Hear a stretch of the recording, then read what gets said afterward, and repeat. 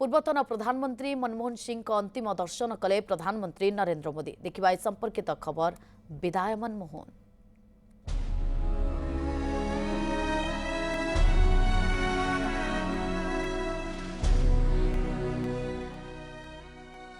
मुझे उनसे हुई मुलाकातें, देश को लेकर हुई चर्चाएं हमेशा याद रहेगी।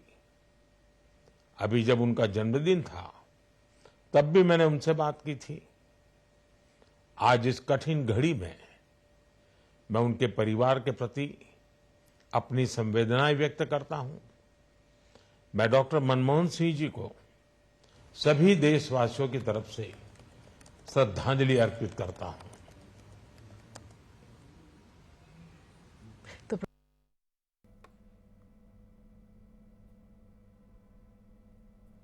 पूर्वतन प्रधानमंत्री मनमोहन सिंह का अंतिम दर्शन करिसेंती प्रधानमंत्री नरेंद्र मोदी, जार विजुआल आपण देखुछंती। प्रधानमंत्री नरेंद्र मोदी, केंद्र गृहमंत्री अमित शाह, बीजेपी राष्ट्रीय अध्यक्ष जेपी नड्डा प्रमुख मनमोहन सिंह का बासभवन को जाई तांकर अंतिम दर्शन करिसेंती। 92 वर्ष बयस मनमोहन सिंह परलोक होईछि। से दीर्घ दिन धरी असुस्थ थिले। घरे असुस्थ होई पड़िबारु तांकु गतकाली राति दिल्ली एम्स रे भर्ती करा जायतिला। दिल्ली एम्स रो बुलेटिन अनुसार मनमोहन सिंह राति 9:51 मिनिट्रे शेष निश्वास त्याग करथिले। मनमोहन सिंह परलोक 7 दिन पई राष्ट्रीय शोक घोषणा करा जायछि। केंद्र सरकार समस्त सरकारी कार्यक्रम रद्द करिसेंती। कांग्रेस मध्य समस्त कार्यक्रम रद्द करिछि। राष्ट्रीय सम्मान डॉक्टर मनमोहन सिंह का अंतिम संस्कार कराजिबो।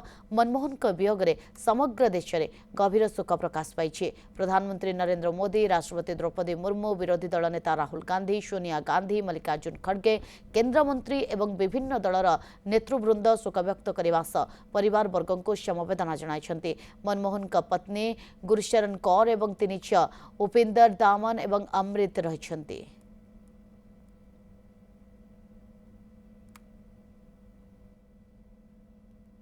देश के लिए बहुत बड़ा क्षति हुआ है। डॉक्टर मनमोहन सिंह ईमानदार, निष्ठावान, इस तरह का नेता बिरले ही मिल सकता है जिस पर कोई आरोप नहीं लगा हो, कुछ नहीं लगा।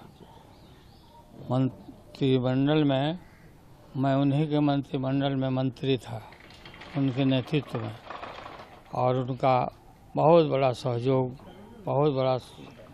हमको मिला जब हम रेल मंत्री थे। उनका निधन का समाचार सुन करके गहरा आघात लगा है। ईश्वर से प्रार्थना करते हैं कि उनकी मृत आत्मा को, उनके सोल को शांति प्रदान करें और उनके शोक संतप्त जो परिवार है उनको भी शक्ति मिले। मुश्किल हेल्थ की होने के बावजूद व्हील चेयर के अंदर भी जब भी कोई महत्व की बात होती थी आ जाते थे, बैठते थे। ज़रूरत पड़ने पे छोटी छोटी बातों पे, मैं तो जब लीडर ऑपोजिशन रहा और वो प्रधानमंत्री थे या राज्यसभा में हम साथ थे, किसी बात पे जब भी कुछ ज़रूरत पड़ी उनसे राय लेना है, उनसे बात करना है। आपको लगेगा नहीं कि ये कोई आप प्रधानमंत्री से या फॉर्मर प्राइम मिनिस्टर से बात कर रहे हो। एक बुद्धिमान व्यक्ति से जैसे आप बात कर रहे हो वैसे बात होती थी। वो उनके जाने से इस देश में एक महान व्यक्ति की खोट हुई है। इनकी कमी हर वक्त हमको खलेगी।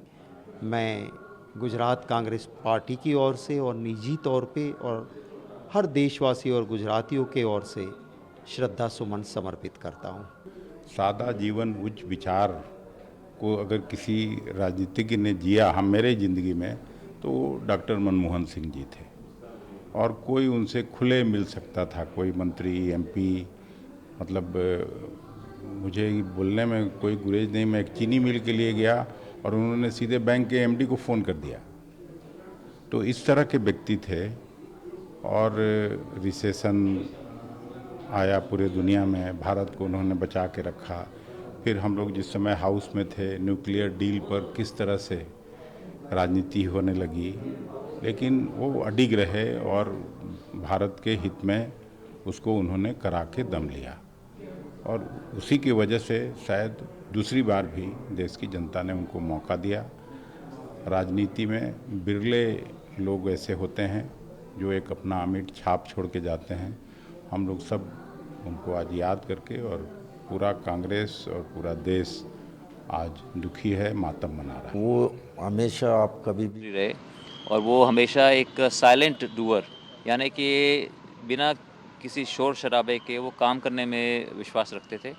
और उन्होंने 1991 में जब वो देश के वित्त मंत्री थे तो उन्होंने एक अहम भूमिका निभाई। देश को मजबूत करने के लिए उन्होंने लाइसेंस, कोटा, परमिट राज को ख़त्म किया, जिससे देश बहुत हमारा आगे बढ़ा। और उसके बाद जब वो प्रधानमंत्री बने तो उन्होंने शिक्षा का अधिकार, राइट टू इन्फॉर्मेशन, सूचना का अधिकार, और उसके बाद फूड सिक्योरिटी एक्ट जैसे, और न्यूक्लियर डील, ये सभी इस तरह के बहुत से और भी बहुत से महत्वपूर्ण उन्होंने निर्णय लिए। और वो हमेशा सबको साथ लेके चलते थे। और आज मुझे उनकी वो बात मुझे याद आ रही है, जब एक बार मैं और जब मेरी माँ श्रीमती सावित्री जिंदल जी, जब वो हरियाणा सरकार में मंत्री बनी थी, तो हम उनको मिलने के लिए गए और उनको हमने फूल भेंट किए। और फिर हमने उनसे रिक्वेस्ट की कि हम उनके साथ एक फ़ोटो करवाना चाहते हैं। तो उन्होंने कहा कि ज़रूर। तो फ़ोटो के लिए एक तरफ मैं खड़ा हुआ, एक तरफ मेरी माँ खड़ी हुई, और बीच में हमने डॉक्टर मनमोहन सिंह जी को खड़ा किया। तो वो बोले नहीं नहीं नहीं, बोले कि मैडम को जो है हमें बीच में खड़ा करना है। तो ये उनका ये महिलाओं के प्रति सम्मान था, जो उन्होंने मेरी माँ को बोला कि वो बीच में आए और हम दोनों साइड में होकर के हमने फ़ोटो करवाई। तो उनका जीवन के जीवन से, ये तो एक छोटा सी एक मैं बात बता रहा हूँ, लेकिन उनके जीवन से हम प्रेरणा ले सकते हैं।